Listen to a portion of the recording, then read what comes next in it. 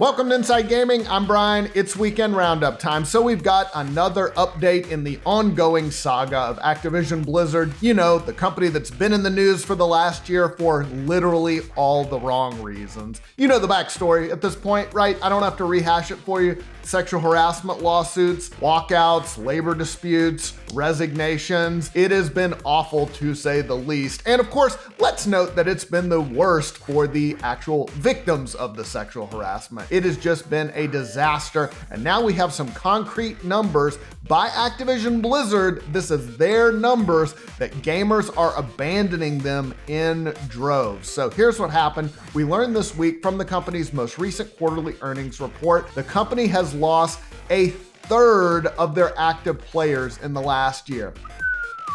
That is catastrophic. Specifically, Activision reported that in March 2021, they had 150 million monthly active players across all its games. Now, this is just Activision games. Fast forward to March of this year, just last month, that number had dropped to 100 million monthly active users. That's a drop of 50 million. And again, it's jaw-dropping and a clear sign that lots of players either don't want to play their games or don't want to be associated with this company after months and months and months of scandals. So which games were these players leaving? Well, we don't know exactly, but pretty safe to assume a lot were playing Black Ops Cold War and Call of Duty Warzone. Activision did say that sales this year for Call of Duty games were down year over year. They said that Vanguard sold worse than Black Ops Cold War did in 2020. They also cited lower engagement in Warzone, which is free to play. Okay, so again, that's just Activision games. What about Blizzard? Well, they are down too. In November, Blizzard stood at 26 million monthly active users. That was actually down about 13% from the year before, but currently it has dropped even more. As of last month, they were down to 22 million monthly active users. That was a drop of 4 million players from just November. Overall, if you look at monthly active users across all of Activision Blizzard, they had 372 million for the most recent quarter. That is down from 435 million the same period last year. That is a drop of about 63 million players. It is massive. It's hard to overstate how huge a drop that is. Now, Activision Blizzard is trying to combat that. They've got a new Call of Duty game coming out this year. This one's a sequel to Modern Warfare, and they're already hyping it. Officials said in the earnings call that the next Call of Duty game will be the, quote, most advanced experience in franchise history. And Diablo Immortal, the Do You Guys Not Have Phones game, the game that got off to a rip-roaring start, is coming to mobile and PC beta in June. So they do have new games coming, but the question is, does anybody want them, especially Diablo Immortal? And even if they do want to play it, do players want to be associated with this company? Obviously, in the background is the looming acquisition of Activision Blizzard by Microsoft that still has some regulatory hurdles to go through. In March, the US Federal Trade Commission asked Microsoft and Activision Blizzard for additional information and documentary material for its review for the proposed $68.7 billion acquisition. Now, that's just a customary step at this point. Activision Blizzard said it expects the deal to be completed in Microsoft's fiscal year that ends June 30th of 2023. So there's a lot of moving parts here, but as of right now, Activision Blizzard is not a healthy company. People are leaving it, and I don't know if that's going to change anytime soon. All right, we'll get to the rest of the stories in just a second, but first, guys, wait, what's that sound?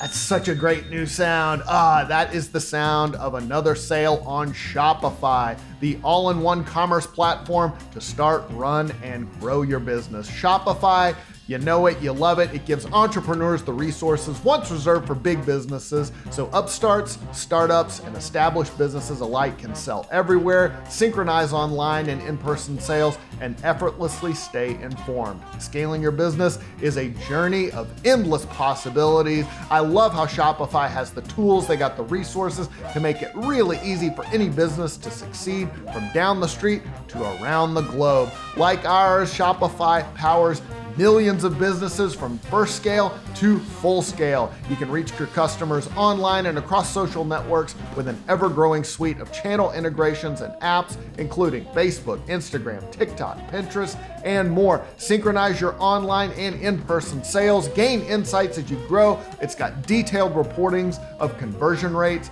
profit margins, and beyond. Again, this used to just be available to the big boys. Now, if you got a small little startup thing, you're selling plushies, you're selling your needle points, you're selling your fan stuff, that is why you need Shopify. More than a store, Shopify grows with you. This is possibility powered by Shopify. Here's what you need to do, guys. Go to shopify.com/insidegaming, all lowercase, for a free 14-day trial and get full access to Shopify's entire suite of features.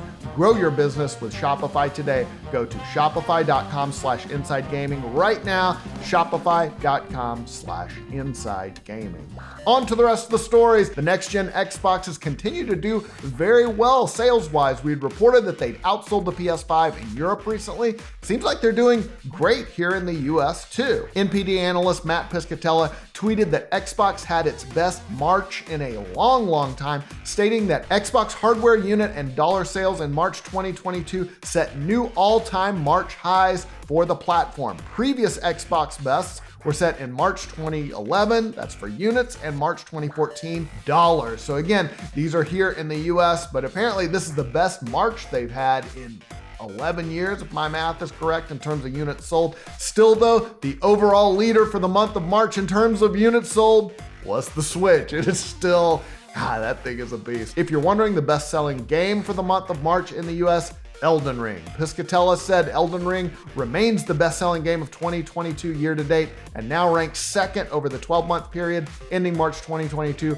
with dollar sales trailing only those of Call of Duty Vanguard. And if you're up there with a Call of Duty game, you are doing really well. We've been seeing more PlayStation games launch on PC lately. Good stuff. God of War, Horizon Zero Dawn. And it looks like Sony is going to do more of that. Video Games Chronicle reports that Sony is looking for a senior director to lead its PC planning and strategy. They found a job listing which said Sony is looking for candidates that will be responsible for, quote, the strategy and commercial activity within global channel sales and will deliver a single optimized PC sales growth and commercial plan. The job listing, they're looking for candidates who can lead PC growth and commercial strategy, as well as develop and implement global PC store strategy and process. Now, you remember last year, the company formed PlayStation PC. That was a new publishing label that handles PlayStation's PC sales, so they are definitely expanding more and more into that. PlayStation boss Jim Ryan said last year that they would bring a whole slate of games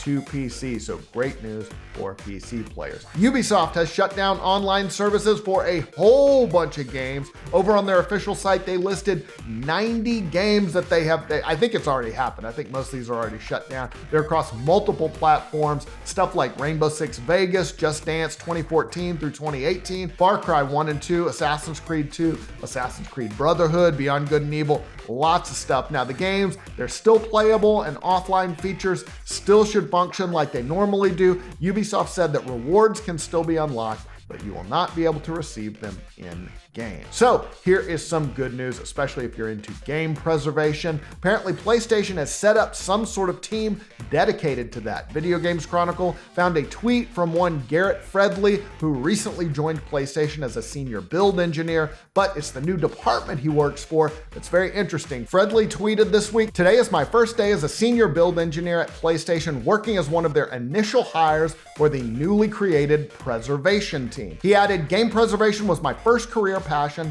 so I'm ecstatic that I get to go back to those roots." In a follow-up, he thanked the global head of QA, Mike Bishop, and the team for bringing me on board for this adventure. Let's go and ensure our industry's history isn't forgotten. Now, could this be related to the new PS Plus premium service that includes hundreds of old PlayStation games? Unclear, but hey, that is at least something, and is way better than what Sony has been doing, like closing down the PSP store like they did last year. Oh, and they were gonna do the same thing for the PS3 and Vita stores, but they backed down after an outcry. But yes, preservation, always good. It's good to see that they are getting into it. All right, time for a 5-second review.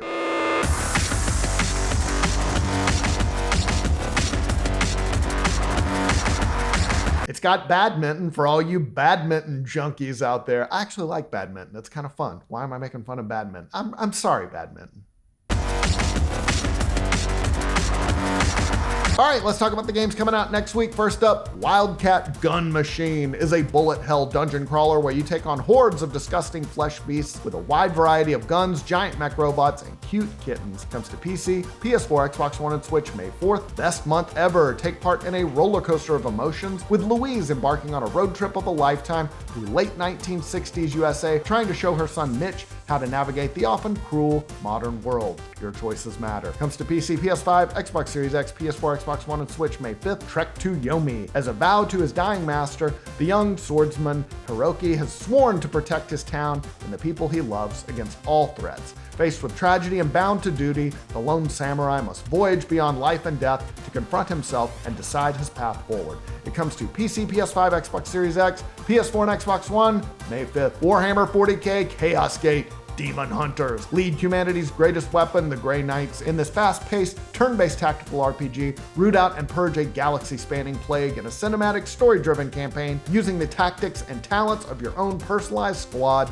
of Demon Hunters. Comes to PC May 5th. And last but not least, Crowns and Pawns, Kingdom of Deceit. Legends of the past come back to life in this charming point-and-click adventure. Pack your bags and journey with Crowns and Pawns, Kingdom of Deceit through modern-day Europe to uncover the secrets of the king who was never crowned. Comes to PC May 6th. That's all the news I got for you this week, guys. I hope you're having a great weekend. We'll see you soon.